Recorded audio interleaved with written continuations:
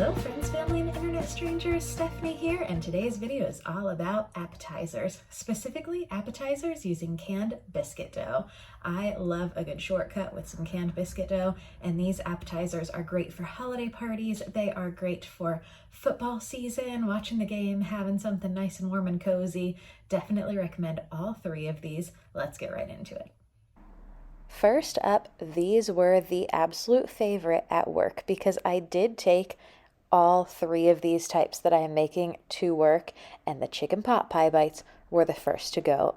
Some of my coworkers got very excited when I said chicken pot pie bites are in the fridge, and then they just popped them in the microwave for 30 seconds and they were still delicious.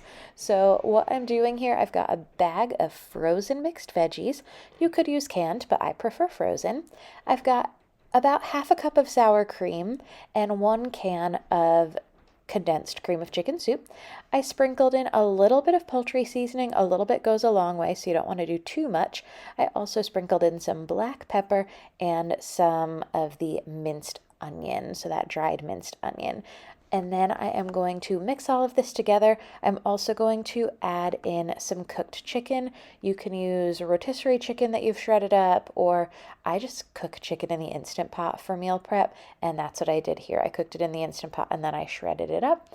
And then I am just going to mix everything together, and this is great to prep in advance. I actually recommend doing this part in advance because it gives time for the chicken to really soak up all of that cream of chicken soup, and the seasonings and everything can blend together. While that's in the fridge, I am going to start working on my next 2 types of these nice appetizers. So next up, I'm going to be doing one that is a French onion soup bite and one that is a cranberry and brie little puff pastry, but I am also adding onion to that. So to start off, I'm doing all of my onions together, and I just have butter, salt, and pepper. That's it. That's how I usually caramelize my onions. I do salt, pepper, and butter, and I just cook them until they are to my desired doneness. So once these get nice and brown and everything looks to be the way I want them to for the first recipe, I just take a few of these out and put them in a bowl, set them off to the side, and then the rest of them I'm going to finish off to use for those little French onion soup bites. So I had just a small amount of water. That wasn't even a full half cup of water. And then I added about a teaspoon of the beef base, the Better Than Bouillon beef base. It was a little bit less than a teaspoon, more like 3/4 of a teaspoon. I didn't measure it. And then I am adding in a little bit of thyme and a little bit of garlic powder because those are the seasonings that I like when I do make French onion soup. So the main difference between this and me making French onion soup is that I did not put in as much water as I would if I were making soup. And these turned out delicious as well. People were skeptical of them. They did not go as quickly as the chicken pot pie bites when I brought them into work, but they were still delicious, and I certainly ate multiple of the French onion bites. But if you're new here, welcome. My name is Stephanie. If you're not new here, you know how much I love onion. I make onion all the time. But if you are new here, welcome. I really hope you'll stick around and consider hitting that subscribe button. I hope y'all are enjoying Vlogmas thus far. I've got plenty more recipes coming at you in the coming weeks. So I have got my pan out here and I have buttered all of this. You could use cooking spray, but I prefer to use butter. So I just had a paper towel and I put butter in these. Also, anyone else have one of these massive 24 cupcake tin things? I got this a few years ago and I've only used it once or twice, but I love it because I can make mass quantities of these. So for each of my canned biscuits, I did break them in half. So out of each can of 8 biscuits, I was able to get 16 of these little bites. If you do the full biscuit, it's too much dough. Half was perfect for these.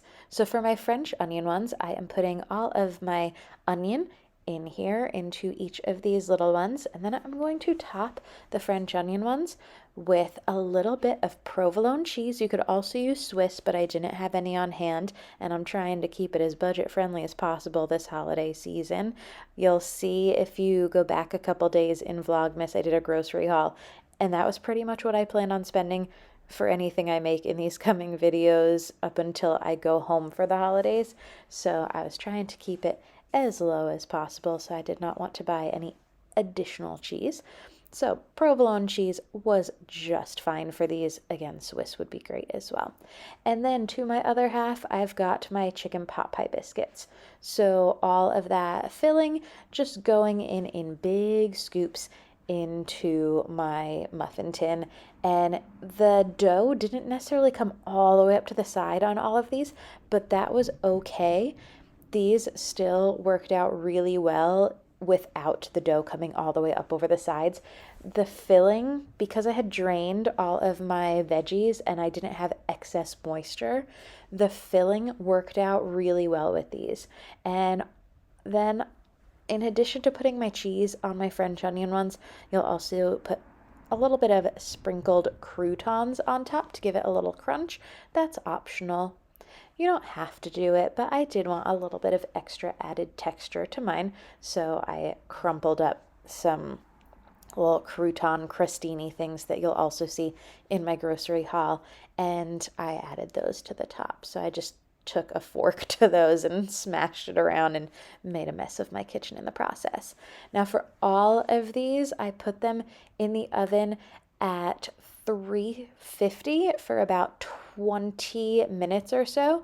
You just want to make sure the dough is cooked, because everything in these is already fully cooked and you don't have to worry about that. You just want to make sure the dough is cooked, so keep an eye on them in the oven as you would with any baked goods.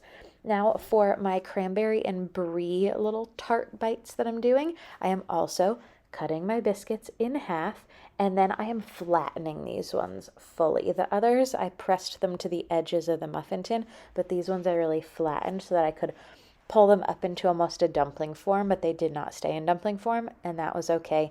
They were adorable and very tasty. So you can use whatever cranberry sauce you'd like. I have some of the IKEA version that they serve with their Swedish meatballs that I have been trying to use up in a bunch of different recipes. So if you see my leftover turkey video that I did right after Thanksgiving, you'll see that in a few of those recipes too.